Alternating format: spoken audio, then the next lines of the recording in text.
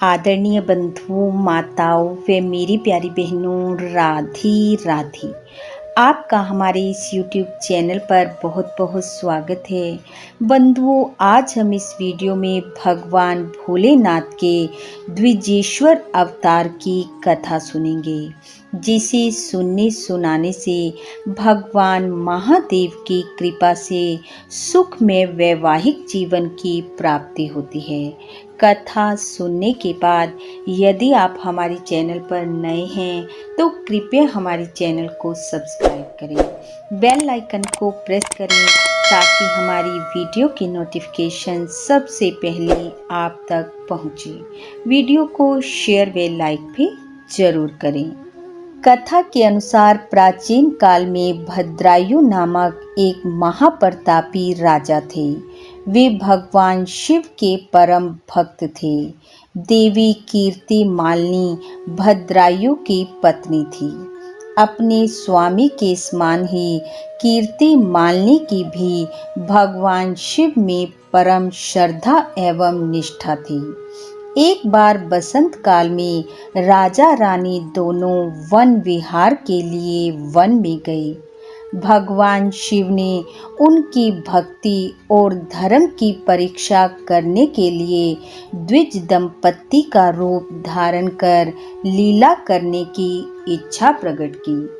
उस समय वे स्वयं द्विज रूप में हो गए और मां पार्वती ब्राह्मणी बन गई।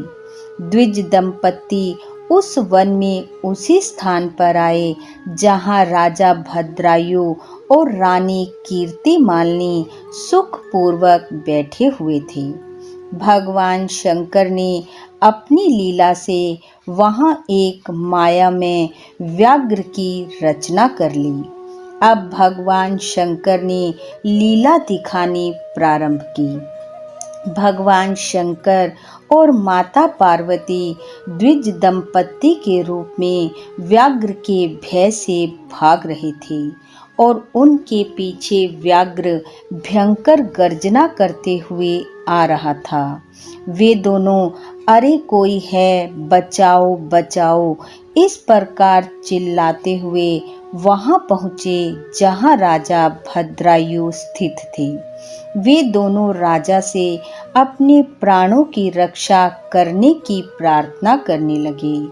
उनके दुख भरे स्वर को सुनकर और भयंकर व्याघ्र को उनके पीछे आते देखकर जब तक राजा भद्रायु धनुष पर बाण चढ़ाते, उतने ही समय में उस तीक्ष्ण दांतों वाले व्याघ्र ने ब्राह्मणी रूपधारी पार्वती को दबोच लिया।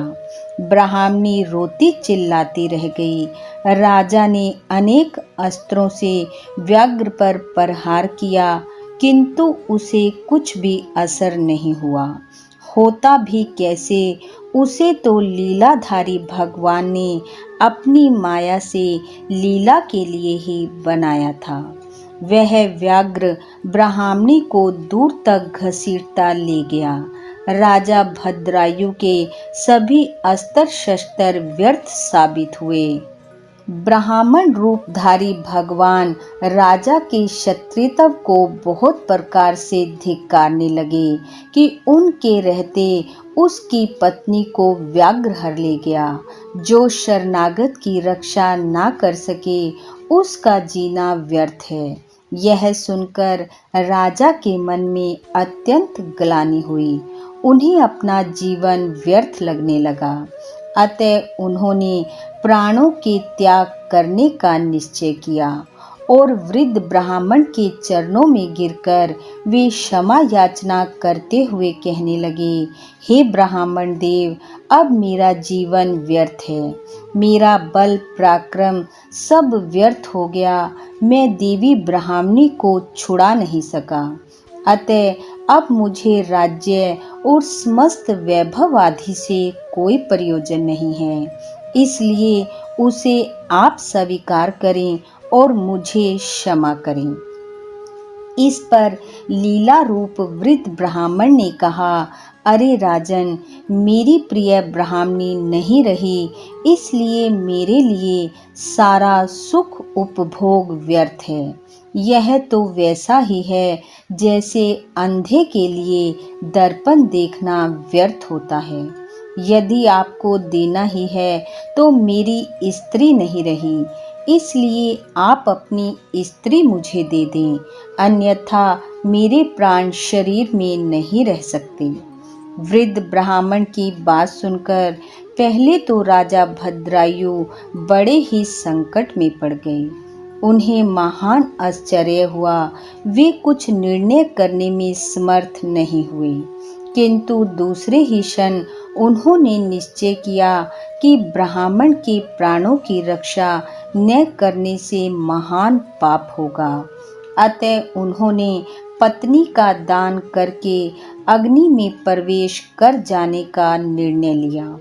ऐसा निश्चय कर उन्होंने लकड़ियां एकत्रित की तथा अग्नि प्रज्वलित कर ब्राह्मण को बुलाकर अपनी पत्नी उन्हें दे दी और फिर भगवान शिव का स्मरण करके ज्यों ही राजा भद्रायु अग्नि में प्रविष्ट होने के लिए उदित हुए, त्यों ही लीलाधारी भगवान शंकर, जो द्विज रूप में थे, साक्षात शिव रूप में सामने आकर प्रकट हो गए।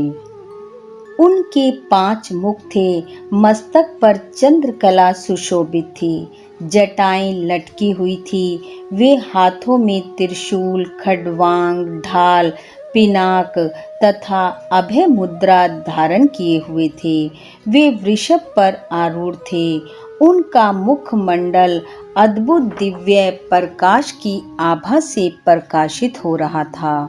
उनका वह रूप अत्यंत मनोरम और सुखदायी था।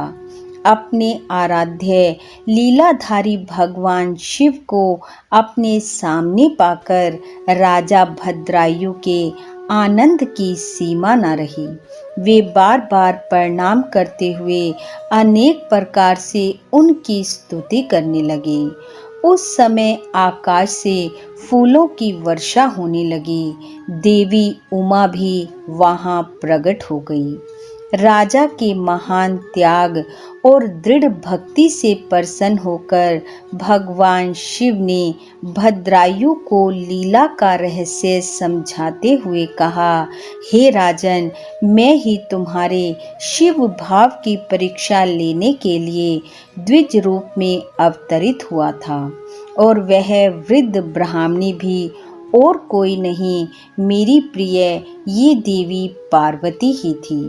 वह व्याघ्र भी मैंने लीला से ही रचा था। तुम्हारे धैर्य को देखने के लिए ही मैंने तुम्हारी पत्नी को तुमसे मांगा था। तुम्हारी पत्नी कीर्ति मालिनी और तुम्हारी भक्ति से हम अत्यंत प्रसन्न हैं। कोई वर मांगो। फिर शिव भक्ति का वरदान प्राप्त कर अंत में राजा भद्रायु और रानी कीर्ति मालिनी ने शिव सायुज्य प्राप्त किया। भद्रायु ने अपने माता पिता एवं कुल परंपरा और कीर्ति मालिनी ने भी अपने माता पिता एवं कुल परंपरा को शिव भक्त होने का वरदान पाया। इस प्रकार भगवान शिव ने अपने भक्त के कल्याण के लिए द्विज रूप होकर लीला की और द्विजेश्वर कहलाए। जो भी मनुष्य भक्ति भाव व श्रद्धा पूर्वक भगवान शिव के इस अवतार की कथा को पढ़ते सुनते व दूसरों को सुनाते हैं, वे सुख में वैवाहिक जीवन को भोगकर अंत में शिव धाम को पाते हैं। बोलो महादेव भगवान की जय। बंधु, भगवान महादेव की कृपा आप व आपके परिवार पर सदैव बनी रहे। आपका घर आंगन खुशियों से महकता रहे। इन्हीं शुभकामनाओं के साथ आप सबका बहुत बहुत धन्यवाद। राधे राधे।